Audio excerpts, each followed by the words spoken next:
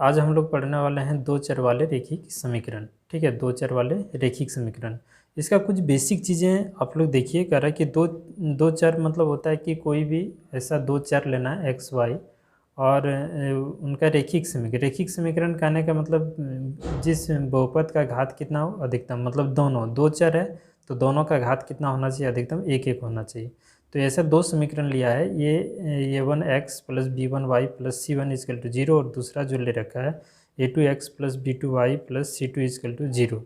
यहाँ ये one a two है ना, ये one b one a two b two है ना, शून्य नहीं है, मतलब इसका शून्य नहीं है। आप सुनिए, रेखिक समीकरणों के हल होने की कुछ शर्त है। इन शर्त को आप ध्यान से देखिए। इन तीन शर्त से बहुत सारे क्वेश्चन आपका हल होने वाला है। ठीक है, तो पहला कंडीशन क्या है कि ए वन बटे a two not equal to b one बटे बी टू। अगर इस फॉर्म में रहता है तो गणितीय निरूपण उसका क्या होगा, अद्वितीय। ठीक है, मतलब अद्वितीय हल होगा उसका। ठीक है, अब स्थिति अगर बोले तो उसका कैसा होगा, संगत। ग्राफीय निरूपण, ग्राफ उसका कैसे होगा, तो प्रतिच्छेद ग्राफ करेगा, मतलब ऐसे एक बिंदु पर प्रतिच्छेद करेगा। इसमें होगा a one by a two equal to b one by b two equal to c one by c two. और मेरी अपरिमिति रूप से क्या होगा, अनेक हल। अगर इस फॉर्म में रहेगा तो उसका अनेकों हल होगा, और इसको हम लोग संगत समीकरण युग्म बोलते हैं या आश्रित समीकरण युग्म बोलते हैं। यानी कि इसका जो ग्राफ बनेगा वो संपाती कहने का मतलब होता है कि एक ही लाइन पे दोनों a one by a two equal to b one by b two not equal to c one by c two का कोई हल नहीं। अगर इस रूप में होगा तो उसका कोई हल नहीं होगा। इसको बोलते हैं असंगत समीकरण युग्म। कैसा समीकरण युग्म, असंगत। और इसका ग्राफ कैसे बनेगा, तो इसका ग्राफ बनेगा समांतर, ऐसे एक दूसरे के क्या होगा, समांतर। आप सुनिए एक बात और, हो सकता है कि आगे क्वेश्चन में आपसे ये पूछे, यानी इस रूप में जो रहता है उसको अद्वितीय हल तो बोलते हैं, उसको संगत समीकरण युग्म ही बोलते हैं। और इसी का एक और नाम होता है अविरोधी समीकरण युग्म। ठीक है, और इसका एक नाम होता है विरोधी समीकरण युग्म। बात याद रहेगा, इसको अविरोधी समीकरण युग्म भी बोलते हैं इस फॉर्मूला को, और इसको विरोधी समीकरण युग्म। इसको हम लोग क्या बोलते हैं, संगत समीकरण युग्म, यानी तो आश्रित समीकरण बोलते हैं। ठीक है, बात को याद रखिएगा। चलिए तो हम लोग आते हैं डायरेक्ट क्वेश्चन पर। यहाँ जो दे रखा है ये कितने विधि से हम लोग इसको हल करते हैं वो चीज़ है, ये बहुत ज़्यादा इंपॉर्टेंट नहीं रखता है। चलिए आइए हम लोग देखते हैं। यदि रेखिक समीकरणों का एक युग्म संगत है तो निरूपित है ना, निरूपित रेखा। देखिए संगत होने के लिए क्या होगा, संगत होने के लिए दो जगह संगत होता है, ये बात को भी समझिएगा। देखिए इस फॉर्म में रहता है तो संगत होगा, और अगर ये दो नंबर में भी क्या होता है, संगत। ये दोनों जगह ही संगत है, मतलब इस फॉर्म में अगर रहेगा तो इसको भी संगत समीकरण युग्म कहेंगे, और इस ऐसे रहेगा तो इसको भी संगत समीकरण युग्म रहेगा। बस समझिएगा। ग्राफ अगर एक बिंदु पर प्रतिच्छेद करेगा या संपाती होगा तो दोनों ही कंडीशन में उसका समीकरण युग्म कैसा होता है, तो संगत होता है। बात सोचिए। आइए, यदि रेखिक समीकरणों का एक युग्म संगत है तो निरूपित रेखा कैसा होगा, समांतर। समांतर तो होगा नहीं, किसका समांतर होता है, तो असंगत समीकरण युग्म का रेखा समांतर होगा। तो प्रतिच्छेदी या समांतर, ये आपका दो नंबर होगा, प्रतिच्छेदी भी होगा या समांतर। यदि रेखिक समीकरणों का एक युग्म असंगत है तो निरूपित रेखा, देखिए असंगत होता है तो अभी तुरंत बताए, जो असंगत होगा उसका ग्राफ समांतर होगा, एक नंबर। दो रेखिक समीकरणों का आरेख, दो रेखिक समीकरणों का आरेख समांतर रेखा है तो वह रेखिक समीकरण का युग्म का क्या होगा, कोई हल नहीं। अगर आपका समांतर ग्राफ अगर दोनों बनेगा तो उसका कोई हल नहीं होगा। बात समझ में आ रहा है। इसी तरह से 4 नंबर क्वेश्चन कह रहा है कि दो रेखिक समीकरणों का आरेख प्रतिच्छेदी रेखाएं हैं।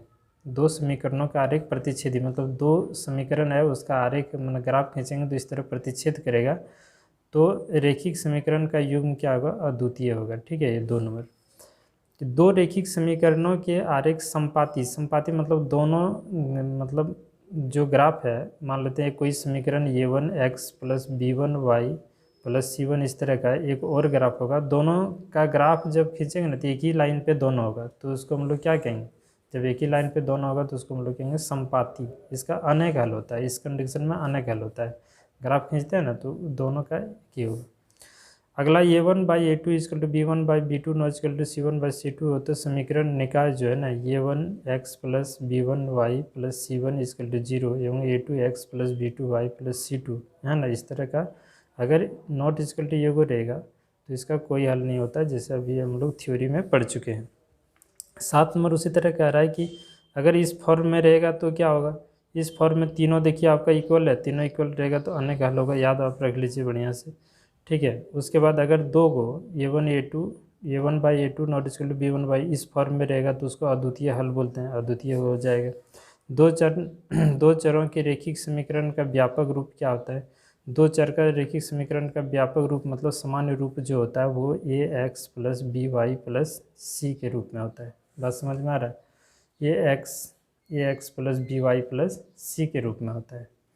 इसी तरह से कह रहा है एक चर में रैखिक समीकरण का व्यापक रूप क्या होगा, एक चर में जो व्यापक रूप होता है ये x plus b equal to 0, ये एक चर में होता है। दो चर में दो को चर होना चाहिए, एक x और दूसरा y, एक्स वाई की जगह कुछ और भी रख सकता है, एक्स टी रख सकते हैं, ऐसे कुछ भी।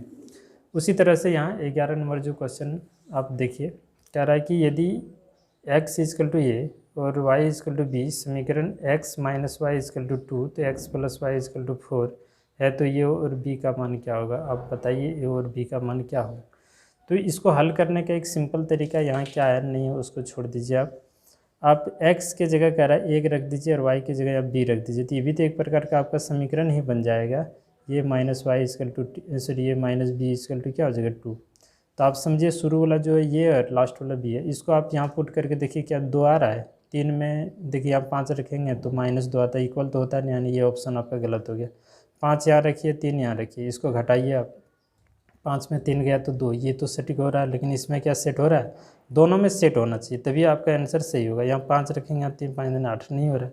3 नंबर यहाँ देखिए 5 रखिए और 1 रखिए, अगर 5 और 1 रखते हैं 2 मिलता है, ठीक है। यहाँ रखिए 3, यहाँ रखते हैं 3 और यहाँ 1 4, मतलब ये 3 नंबर आपका आंसर हुआ। 12 नंबर में कह रहा है कि यदि x equal to 0 y equal to b है ना, तो x प्लस वाई बराबर 14 और x माइनस वाई बराबर 4 होना चाहिए। तो देखिए इसमें क्या होना चाहिए कि x equal to 0, x equal to 0, यहाँ 0 रखेंगे, यहाँ 0 रखते हैं और यहाँ 5 रखते हैं, नहीं यहाँ 0 नहीं हो सकता है, x 0 नहीं होगा, यहाँ a होगा, ठीक है, मिसप्रिंट हो गया, a होगा। यहाँ अगर a रख दें और यहाँ b रख दें तो क्या होगा, कुछ नहीं, आप इसको यहाँ रखिए ना, ऑप्शन को ही पुट करके यहाँ देखिए x का मान यहाँ अगर रख देते हैं तो कितना होगा 9 और यहाँ 5 रखते हैं तो कितना होगा 9 5 कितना होगा 14, तो इधर भी 14, फिर वही सेम कंडीशन यहाँ रखिए, क्या 4 आ रहा है, अगर आ रहा है तो आंसर होगा, नहीं आ रहा तो वो आंसर आपका नहीं होगा। इसी तरह से आपको चेक करना है, समय बचाने के लिए ऑप्शन को ही उठा के चेक करते हैं। उसी तरह से ये 13 नंबर क्वेश्चन है, x इजकल टू ये और y इजकल टू बी समीकरण x plus y equal to 5 और 2x माइनस 3y, इसमें भी क्या करना, आप ऑप्शन ही उठा के इसमें रख दीजिए, या नहीं तो दूसरा तरीका क्या है, इसको समीकरण नंबर 1 दे दीजिए, इसको समीकरण नंबर 2 दे देते हैं नाम, समीकरण 1 और समीकरण 2, और समीकरण 1 और 2 को क्या करेंगे, हल कर देंगे। तो आपको बताए थे कि इसे हल करना है, तो समीकरण इसमें हम लोग कितना अगर इक्वल करेंगे, y को अगर बराबर करना चाहें तो ये पूरे समीकरण में 3 से गुना कर देंगे, तो ये हो जाएगा आपका कितना 3x plus 3y is equal to कितना 3, अगर हम गुना करेंगे तो 5 या इधर 15, ये दोनों कट जाएगा, इसको जोड़ेंगे तो कितना हो जाएगा, ये 5x हो जाएगा, और यहाँ 15 और 4 कितना हो गया 19, 15 4 19, 5 को उधर करेंगे यानी कि 19 बटे कितना हो जाएगा 5, ये हुआ। अब यही x का मान समीकरण 1 या समीकरण 2 में रख देंगे, जो आएगा आपका आंसर निकल के आएगा। बात समझे। अब कुछ रिक्त स्थान है, इसको भरिए। x और y चरों वाले व्यापक रैखिक समीकरण का, देखिए x और y चरों वाले व्यापक रैखिक समीकरण का रूप है ना, खाली जगह होता है तो ये वाला होता है, जैसे भी यहाँ डार्क कर दिया, इसमें सोचने की बात ही नहीं है, ठीक है। मतलब दो चर वाले रैखिक का यही आपका व्यापक रूप होता है, सामान्य रूप होता है। a1 बटे a2 बराबर नॉट इजकल टू b1 बटे b2 हो तो हमें क्या, ये अद्वितीय हल होगा, जब भी इस कंडीशन में रहेगा अद्वितीय हल, तीनों अगर बराबर होगा तो अन्य का हल, दो को बराबर ये को बराबर नहीं होगा तो कोई हल नहीं, ठीक है। रैखिक समीकरण युग्म जिसका कोई हल नहीं हो, जिसका कोई हल नहीं होता उसका क्या होता है, वो क्या होता है, असंगत समीकरण युग्म कहलाता है। रैखिक समीकरण का युग्म जिसका हल है ना,